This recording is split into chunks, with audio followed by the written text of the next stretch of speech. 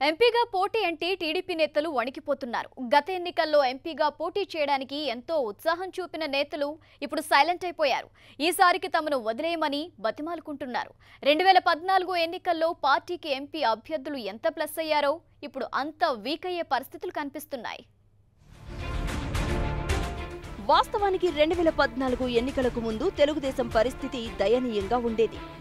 ఎవరిపై రాయి విసిరినా అది చంద్రబాబుకే తగిలేది. ఆ పరిస్థితి నుండి చంద్రబాబు తన రాజకీయ ఎత్తుగడలతో పార్టీని గాడిలో పెట్టారు. దీనికి తోడు ఆ సమయంలో రాష్ట్రంలోని 25 ఎంపీ స్థానాల నుంచి పోటీ చేయడానికి హేమాహేమీలు రంగంలోకి దిగారు. పైగా అప్పుడు ఎంపీలుగా పోటీ చేయడానికి ఆసక్తి చూపిన వారంతా ఆగర్భ శ్రీమంతులు. అసలే 10 ఏళ్లు అధికారానికి దూరంగా ఉండి నిధులలేమితో బాధపడుతున్న టీడీపీకి ఆ ఎంపీ అభ్యర్థులు కొండంత బలాన్నిచ్చారు. ఎందుకంటే వారి ఎన్నికల ఖర్చు భారం ఒక్క రూపాయి కూడా పార్టీ మీద పడలేదు. ఎర్రన్నాయుడు కొడుకు రామ్మోహన్ నాయుడు, అనకాపల్లి నుంచి విద్యా సంస్థల అధిపతి అవంతి శ్రీనివాస్, కాకినాడకు మాజీ మంత్రి తోట నరసింహ, రాజమండ్రి నుంచి సినీ నటుడు రియల్ ఎస్టేట్ టైకూన్ మురళీమోహన్, ఏలూరుకు మాజీ మంత్రి మాగంటి బాబు, విజయవాడ నుంచి కేసినేని నాని, గుంటూరు గల్లా జయదేవ్, నరసరావుపేట రాయపాటి సాంబశివరావు, ఒంగోలు మాగుంట శ్రీనివాసరెడ్డి, అనంతపురం జేసీ దివాకర్ రెడ్డి, ఇలా దాదాపు అంతా ఆర్థికంగా బలంగా ఉన్నవారే టీడీపీ తరపున లోక్సభకు పోటీ చేయడానికి ముందుకొచ్చారు. వీరి వల్ల 2014లో టీడీపీకి మంచి ఊపు వచ్చింది అనడంలో సందేహం లేదు.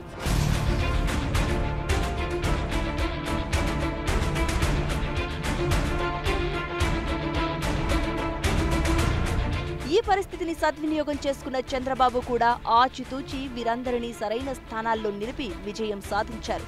మాగుంట లాంటి ఒకరిద్దరు తప్పితే అందరూ ఆ ఎన్నికల్లో విజయం సాధించారు.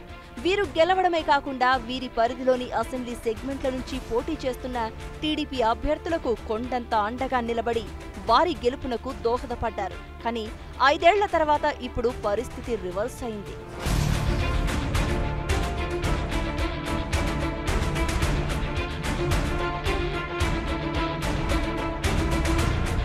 2014 నాటి పరిస్థితి ఇప్పుడు కనపడ్డం లేదు. ఈసారి కూడా లోక్సభ, శాసనసభలకు కలిపి ఒకేసారి ఎన్నికలు వస్తున్నాయి. కానీ ఎంపీ అభ్యర్థుల్లో అప్పుడున్న జోష్ ఇప్పుడు కనిపించడం లేదు. ఈసారి తాము పోటీ చేయలేమని కొందరు, తాము శాసనసభకు పోటీ చేస్తామని మరికొందరు తప్పించుకునే ప్రయత్నం మొదలుపెట్టారు. దీంతో తెలుగుదేశం అధిష్టానానికి ఎంపీ అభ్యర్థుల వ్యవహారం తలనొప్పిగా మారింది. కారణాలు ఏమైనా కానీ ఈసారి టీడీపీ సిట్టింగ్ ఎంపీలు చాలా మంది పోటీ చేయడానికి విముఖత వ్యక్తం చేస్తున్నారు.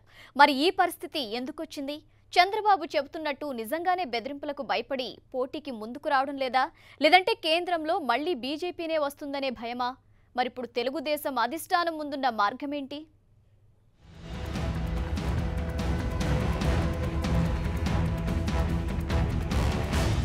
తెలుగుదేశం పార్టీలో ఈసారి లోక్సభకు పోటీ చేసే అభ్యర్థుల వ్యవహారం కలకలం రేపుతోంది. పోటీకి చాలా మంది విముఖత చూపుతూ ఉండడమే దీనికి కారణం. చంద్రబాబు చెబుతున్నట్టు ప్రత్యర్థుల బెదిరింపుల వల్ల కావచ్చు, లేకపోతే కేంద్రంలో మళ్లీ బీజేపీనే అధికారంలోకి వస్తే ఇప్పుడున్న రాజకీయ పరిస్థితుల్లో ఎంపీలైనా ఏం ప్రయోజనం ఉంటుందనే భావన కావచ్చు. మొత్తం మీద చాలా మంది సిట్టింగ్ టీడీపీ ఎంపీలు కాడి కింద పెట్టేశారు.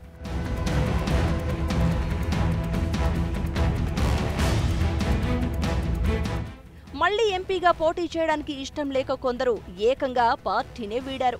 అనకాపల్లి ఎంపీ అవంతి శ్రీనివాస్, అమలాపురం ఎంపీ పండుల రవీంద్ర టీడీపీని వీడి వైఎస్ఆర్సీపీలో చేరిపోయారు. ఇక కాకినాడ ఎంపీ తోట నరసింహమైతే అనారోగ్య కారణాలను చూపించి ఈసారి తాను ఎంపీగా పోటీ చేయలేను అని తేల్చి చెప్పేశారు. అలాగే ఎమ్మెల్యేగా కూడా పోటీ చేయలేను అని తన భార్యకు ఎమ్మెల్యే టికెట్ ఇవ్వాలని కోరారు. రాజమండ్రి ఎంపీ మాగంటి మురళీమోహన్ అయితే పూర్తిగా అస్త్ర సన్యాసం చేసేశారు. చివరి వరకు పోటీలో ఉన్నట్టే ఉండి ఆ మేరకు ఏర్పాట్లు కూడా చేసేసుకున్నారు. చివరి నిమిషంలో తాను పోటీ చేయడం లేదని నేరుగా అధినేతకు చెప్పి తప్పుకున్నారు. చివరికి తన కోడల్ని కూడా పోటీకి దించడం లేదని ప్రకటించడంతో పార్టీ కొత్త అభ్యర్థి కోసం అన్వేషణలో పడాల్సి వచ్చింది. ఎన్నికలకు ఇక నెలన్నర సమయం మాత్రమే ఉండడంతో ఈ పరిస్థితి నిజంగా తెలుగుదేశానికి మింగుడు పడ్డం లేదు. పైగా మురళీమోహన్ దాదాపు రాజకీయాల నుంచి తప్పుకున్నట్లే అని ఆయన సన్నిహితులు చెప్తున్నారు.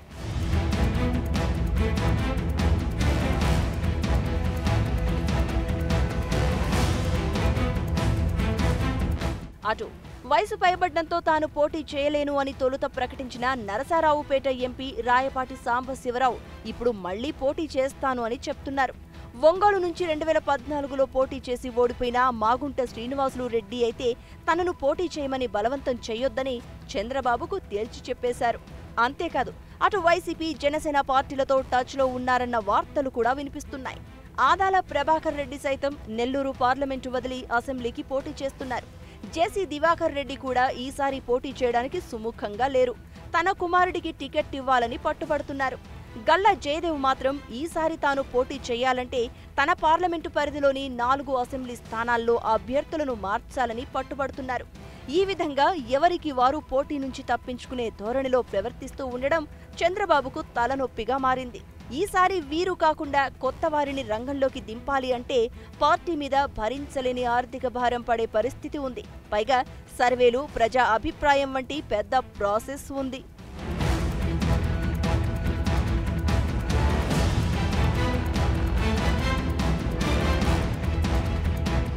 ఈ పరిస్థితుల నేపథ్యంలో ఎటూ పాలుపోక చాలా మందిని బుజ్జగించి పోటీకి ఒప్పించే పనిలో పడ్డారు చంద్రబాబు.